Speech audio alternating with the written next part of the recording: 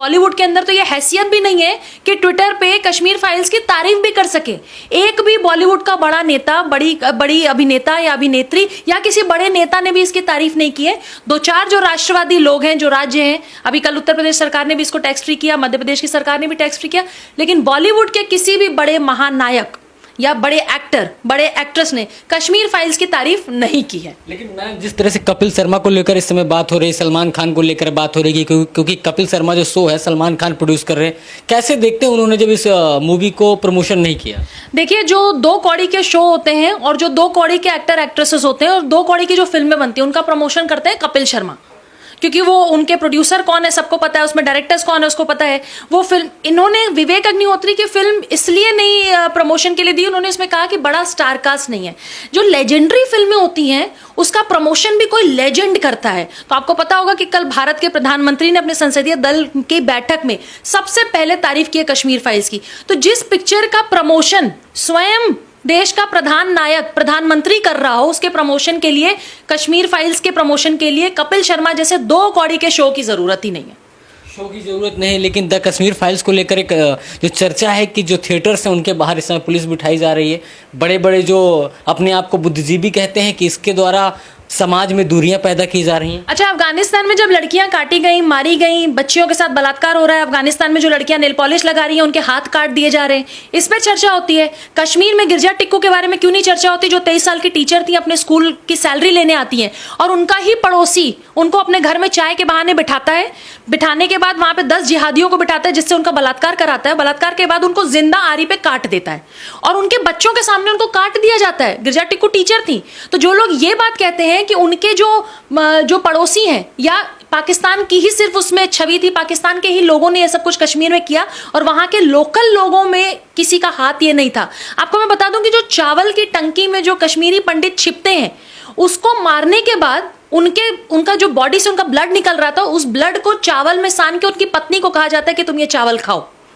तो ये करता कौन है, ये बताता कौन है कि वो चावल की टंकी में छिपे हुए हैं कश्मीरी हिंदू, कश्मीरी पंडित जो उनके पति हैं, उन्हीं के पड़ोसी जो पड़ोस में इतने सालों से रह रहा है, साथ उठ रहा है, खा रहा है, जिसको हम भाईजान भाईजान कर रहे हैं, और वो ही उनकी हत्या करवाता है। तो ये सारी चीजें जो है, मैं सिर्फ इसमें पाकिस्तान की बात मैं नहीं कहूंगी। डबल इंजन की सरकार हम लोग आज कहते हैं केंद्र में और राज्य में, उस समय डबल इंजन की सरकार नहीं थी क्या? मैं तो कहती हूँ कि वीपी सिंह 1 साल प्रधानमंत्री थे और वो कुछ नहीं कर पाए कश्मीरी पंडितों के लिए, कश्मीरी हिंदुओं के लिए। बिल्कुल नालायक, मैं तो कहती हूँ बिल्कुल नालायक सरकार थी वो, जो वहां बार बार गवर्नर साहब के बारे में बात करते हैं, चलो उनको भी कटघरे में खड़ा कर देते हैं। 32 साल में वो 1 साल 1.5 साल इनका पीरियड निकाल देते हैं। पिछले 30 सालों में क्यों नहीं कश्मीरी हिंदुओं को बसाया गया? अरे मतलब वहां पे फलों के बागान कश्मीरी हिंदुओं के, वहां की जो सब्जियां उगा रहे हैं वो कश्मीरी हिंदुओं के, जो खेत है वो कश्मीरी हिंदुओं के, उस पे जिहादी भाइयों ने कब्जा कर रखा है। आप उनकी जमीन, उनकी प्रॉपर्टी क्यों नहीं वापस दिलाते? आज हमारा घर कोई कब्जा कर ले, हमारा ऑफिस कब्जा कर ले, हमारी प्रॉपर्टी कब्जा कर ले, हम उस पर आवाज उठाएंगे ना। 32 साल तक कश्मीर पे क्यों नहीं बात हुई? क्यों? एक हाथरस का केस हुआ, आपने उस पर इतनी सोशल मीडिया पे चीजें चलाई, पूरे देश भर में, पूरे विदेश भर में, कहां कहां आए। किसान आंदोलन जो तथाकथित किसान आंदोलन था, उस किसान आंदोलन में भी खालिस्तान मूवमेंट था, पूरी दुनिया को पता है। उसमें भी थ्रेटा, ग्रेटा, वो पॉर्न स्टार, कौन कौन से लोग आके अपना ज्ञान दे रहे थे भारत में। लेकिन कश्मीर में जब हिंदुओं को काट के मार के भगाया गया, मुझे बताइए, कश्मीर भारत का अभिन्न अंग है, तो कश्मीर में पाकिस्तान टीवी, पीटीवी कैसे चलता था? उस जमाने में तो दूरदर्शन हुआ करता था, तो दूरदर्शन चलना चाहिए था। आपको पता होगा कि कश्मीर की घाटियों में पाकिस्तान टीवी दिखाया जाता था। क्यों? दिल्ली में पाकिस्तान टीवी दिखा सकते हैं, दिल्ली भारत का हिस्सा है, कश्मीर भी भारत का हिस्सा है ना, तो वहां पाकिस्तान टीवी कैसे चलाते थे? जिन्ना वाले नोट पाकिस्तान में कैसे चलते हैं? या तो गांधी जी वाले नोट चलते हैं। हम जो नोट इस्तेमाल करते हैं उसमें गांधी जी की तस्वीर बनी है। पाकिस्तान, कश्मीर में जो नोट चलते थे उसमें जिन्ना की फोटो है। इसका मतलब कहीं ना कहीं ये जो डबल इंजन की सरकार थी और ये जो दो परिवार थे ना, मुफ्ती और अब्दुल्ला वाले, इन्होंने उस पर रोटियां सेकी, इन्होंने कश्मीरी हिंदुओं को मार के भगाया। जो ये सब कुछ चला उसमें चुपचाप मौन व्रत पे थे, ये विदेशों में जाके अय्याशी करते थे, और यहाँ जो सरकार थी, जो यहाँ संसद था, उस पर मौन व्रत था।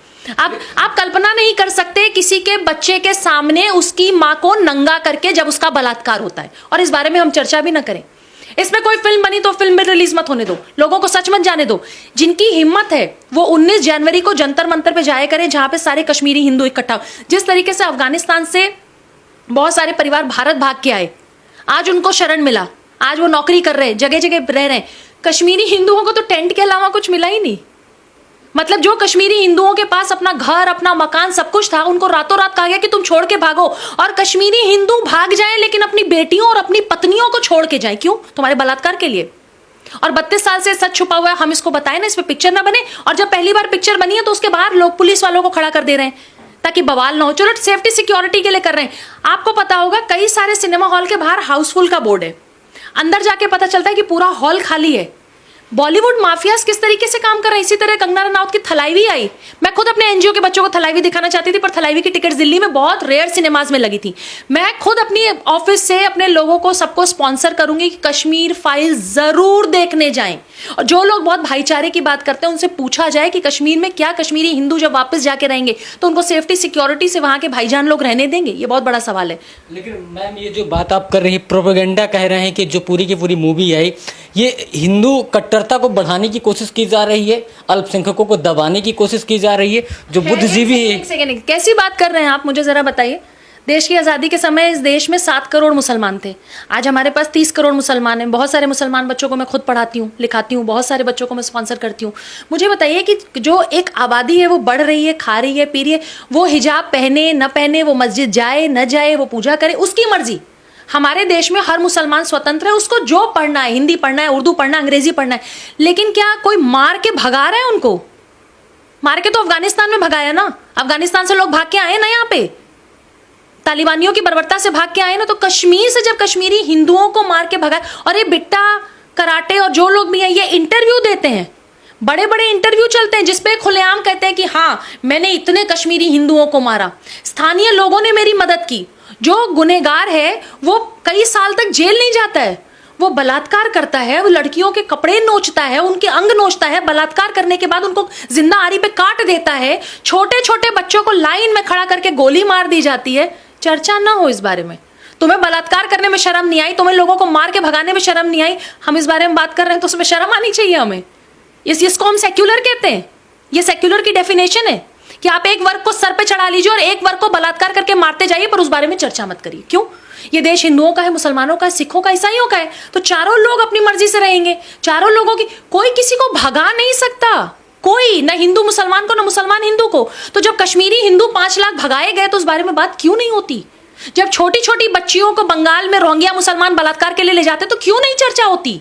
सिर्फ कश्मीर की बात नहीं है, यही बंगाल सीए का जो प्रोटेस्ट था जो दिल्ली में हमने देखा, वो एक छोटा सा हिस्सा है जो कश्मीर में हुआ, वो एक छोटा सा हिस्सा है जो अफगानिस्तान में हुआ। आप अगर अभी भी आवाज नहीं उठाएंगे तो यकीन मानिए जो कश्मीर में हुआ, जो बंगाल में हुआ, जो पीएफआई पूरे देश में कर रहा है, जो आतंकी संगठन पूरे देश में कर रहा है, ये पूरे देश में हर राज्य में होगा।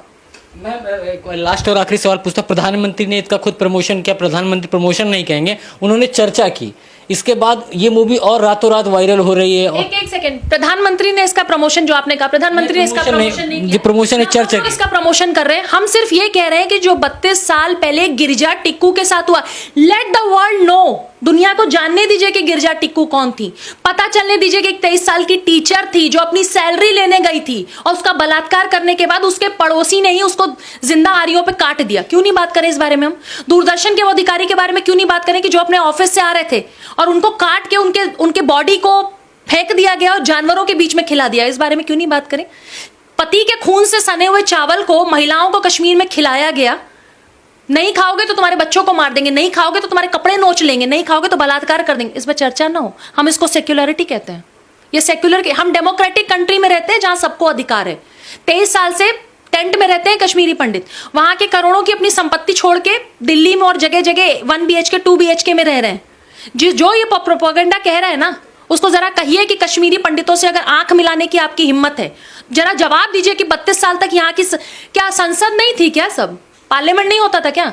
नेता मर गए थे क्या? एक्टिविस्ट मर गए थे क्या? सारे एक्टिविस्ट जिंदा थे, नेता जिंदा थे, पत्रकार जिंदा थे, लोग जिंदा थे। चर्चा क्यों नहीं हुई इस बारे में? क्यों हाथरस के बारे में चर्चा होती है? क्यों कश्मीरी पंडित के बारे में चर्चा नहीं होती? क्यों गिरजा टिक्कू के बारे में चर्चा नहीं होती? क्यों टपलू साहब के बारे में चर्चा नहीं होती? इन लोगों के क्यों कौल साहब के बारे में चर्चा नहीं होती, जिनको बर्बरता से काट दिया, मार दिया? क्यों नहीं बात करते हम इस बारे में? हम डरते हैं। और अगर जो मुंह खोलेगा आप ये कहेंगे कि नहीं नहीं देखो ये कट्टरता की बात करते हैं। अरे अफगानिस्तान से आए हुए मुसलमानों को भारत ने दिल से लगाया। छोटे छोटे बच्चों को हम पढ़ा रहे हैं जो अफगानिस्तान से आ रहे हैं कि छोटे बच्चों, मासूम बच्चे, इनकी क्या गलती है? जो किया तालिबान ने किया। तो हम कश्मीर से भगाए हुए हिंदुओं को गले लगा लेंगे तो हम सेक्युलर नहीं है? हम दोहरा मापदंड कर रहे हैं। मैं लास्ट क्वेश्चन पूछता हूँ, 32 साल की बात हो रही है कि 32 साल से न्याय नहीं मिला। बॉलीवुड ने 32 साल में ऐसी फिल्में क्यों नहीं बनाई आपकी नज़र में? बॉलीवुड की हिम्मत, हैसियत, औकात तीनों नहीं है। अगर होती तो सुशांत सिंह राजपूत के केस में जिस तरीके से चुप हैं, आज तक ये चुप हैं। आपने देखा कि कश्मीर फाइल्स की तारीफ वर्ल्ड में लोग कर रहे हैं। मैं वीडियोस देख रही हूँ, लंदन, अमेरिका, ऑस्ट्रेलिया, जो जहाँ रह रहा है वो वहाँ के मतलब भारत माता की जय के नारे लग रहे हैं। मैं जब सिनेमा हॉल में गई दिल्ली में तो फिल्म के बीचों बीच भारत माता के जय के नारे लग रहे हैं। आप जिस देश में रहते हैं, जिस धरती पर रहते हैं, जो धरती हमारा बोझ सहती है वो हमारी माँ है। हम भारत माता की जय कहेंगे तो हम भाजपाई हो जाएंगे, संघी हो जाएंगे। मतलब जितने लोग देश की आजादी में लड़े थे 1947 से पहले, सारे संगी थे। जो देश के लिए, भारत माता के लिए अपनी जान दे गए वो सब संगी थे। जो रानी लक्ष्मीबाई संगी थी क्या? वो भी भारत माता की जय करती। उन्होंने तो भारत माँ के लिए मतलब जान दे दी अपनी। भगत सिंह ने अपनी जान दे दी, फांसी पे लोगों को चढ़ा दिया गया। तो भारत में जो भी थे 1947 से पहले वो सबके सब क्या मतलब सब संगी थे, भाजपा थे। कैसी बात आप लोग कर रहे हैं? मतलब 32 साल से अगर किसी सच को छुपाया गया, बॉलीवुड की हैसियत नहीं थी। Hats off. ये पिक्चर देखने के बाद एक चीज जरूर समझ में आई कि पूरे फिल्म में अनुपम खेर ने एक तख्ती हाथ में रखी थी जिसमें लिखा था कि अनुच्छेद 370 हटाओ, 35 हटाओ। Thank you to prime minister कि उन्होंने आते ही 7 साल के कार्यकाल में जो आतंकवाद का जड़ था, क्योंकि कोई भी भारतीय, मैं दिल्ली में रहती हूँ, मैं बनारस से हूँ, मैं कश्मीर में जमीन नहीं खरीद सकती। अरे भैया, मेरा देश, मेरा राज्य, इतना खूबसूरत स्वर्ग कश्मीर, मैं वहां जमीन, मेरे पास पैसा होगा, मेरी हैसियत होगी तो मैं खरीदूंगी। मैं नहीं खरीद सकती थी क्योंकि अनुच्छेद 370 था। आपसे कश्मीर को पहले ही काट के रखा गया है। Thank you to prime minister जिन्होंने अनुच्छेद 370 हटाया और दिल्ली से लेके, कश्मीर से लेके और वहां तक के सारी चीजों को एक साथ जोड़ा। अब वो हमारा अभिन्न अंग है, हमेशा रहेगा। जिसको भी ये गलतफहमी है कश्मीर के बारे में, वो अब जवाब युवा खुद देंगे। और बदलता हुआ भारत आपको 2014 के बाद दिख रहा है? नहीं, जिसको दिख रहा होगा वो सिनेमा हॉल्स में चला जाए, उसको बदलता हुआ भारत दिखेगा। इस समय हिजाब की बड़ी चर्चा हो रही है, हिजाब पे चर्चा हो रही है, कश्मीरी पंडितों पर चर्चा नहीं हो रही। अगर फारूक अब्दुल्ला की बात करें, उनके बेटे उमर अब्दुल्ला, वो कह रहे हैं कि हिजाब गलत तरीके से हटाया जा रहा है। महबूबा मुफ्ती हैं, ओवैसी साहब कश्मीर फाइल्स में नहीं बोल रहे। अब्दुल्ला और महबूबा मुफ्ती जैसे परिवारों ने तो रोटियां सेकी हैं कश्मीर में। केंद्र से जितना पैसा कश्मीर के लोगों के लिए, जो कश्मीर में हिंदू, मुसलमान, सिख, ईसाई जो भी रहते थे, जैन धर्म, उन सब लोगों के लिए, शिक्षा के लिए, नौकरी के लिए जितना पैसा आया, इन दो परिवारों ने खाया उस पैसे को। अनुच्छेद 370 के बाद इनकी दुकान हो गई बंद। अब्दुल्ला साहब ने कल एक ट्वीट किया जिसमें उन्होंने कहा है कि हिजाब जो है हटाना वो महिलाओं का राइट है। आप कौन से स्कूल में गए हैं जहाँ पे स्कूल यूनिफॉर्म नहीं चलती? मैं तो जिस स्कूल में पढ़ी हूँ बचपन से लेके आज तक, वहाँ यूनिफॉर्म होती थी। स्कूल यूनिफॉर्म, स्कूल्स में यूनिफॉर्म क्यों रखे जाते हैं? क्योंकि स्कूल में जितने बच्चे पढ़ते हैं वो सब वही यूनिफॉर्म पहन के आए, तो कोई गरीब अमीर न लगे, कोई धर्म जाति का भेद न लगे। एक ही सफेद शर्ट और जो भी नीचे यूनिफॉर्म होती है वो सब बच्चे पहन के आते हैं। स्कूल यूनिफॉर्म से चलेगा। आप आज कह दीजिए कि स्कूल में आप हिजाब पहन के आइए, कल कह दीजिए बुर्का पहन के आइए। हिंदू बच्चे कहेंगे जी मैं तो राम नामी दुपट्टा पहन के जाऊंगा। सिख बच्चे कहेंगे कि मैं अपने वेशभूषा में आऊंगा। ईसाई कहेंगे मैं तो अपनी वेशभूषा में। तो यूनिफॉर्म का क्या मतलब रहा? तो यूनिफॉर्म हटा देना, भारत सरकार पूरे देश भर से यूनिफॉर्म हटा दे और कह दे कि तुम अपने अपने धर्म का प्रचार करो स्कूलों में। स्कूल धर्म का प्रचार के लिए क्या? धर्म का प्रचार करना तो मंदिर जाइए, मस्जिद जाइए, गुरुद्वारे जाइए, चर्च जाइए। स्कूल सिर्फ पढ़ने आइए, राजनीति मत करिए। और हिजाब से और किसी भी ऐसे चीजों से वुमेन राइट्स की बात मत करिए। अब्दुल्ला साहब की हिम्मत हैसियत नहीं थी कि जब तालिबानी जो है अफगानिस्तान में काटते मारते तब वहां नहीं बोलते। तब उन मुसलमान बच्चियों को जब काट दिया जाता है, मार दिया जाता है, तब वहां बोलने नहीं आते। ये वो लोग हैं जिन्होंने अनुच्छेद 370 के अंडर में पूरे कश्मीर का पैसा खाया है। ये वो लोग हैं जो 5 लाख कश्मीरी हिंदुओं को भगाने का श्रेय जिनको जाता है। ये डबल इंजन की सरकार जो वहां थी, इन्होंने उनको भगाया है। मैं तो कहती हूँ कि इनकी प्रॉपर्टी सीज करनी चाहिए। इन्होंने जितना जनता का पैसा खाया वो सारी प्रॉपर्टी सीज हो और 5 लाख हिंदुओं में बांट दी जाए प्रॉपर्टी। क्योंकि हिंदुओं की प्रॉपर्टी तो ये जिहादी लेके बैठे हुए हैं वहां पे। बागान किसी और के, जमीन किसी और का, घर किसी और का, रह कोई और रहा है। मतलब पेपरों पे नाम बाप दादाओं का है, रह कोई और रहा है। कैसे भाई? केंद्र सरकार से भी कहूंगी कि ये कश्मीर फाइल्स आने के बाद ये अच्छा समय है जब आप वहां पे जो कश्मीरी हिंदुओं हैं आप उनको बसाइए, उनकी प्रॉपर्टीज, जिसका जो अधिकार है उसको दीजिए ना। जिसने जिस आंगन में अपने पिता के साथ, अपनी माँ के साथ वो खिड़की, वो आंगन, वो घर, आप उनका वापस करिए। तब मानेंगे कि हाँ, मतलब हमें उम्मीदें भी हैं। देखिए, हमें उम्मीदें भी हैं सेंट्रल गवर्नमेंट से।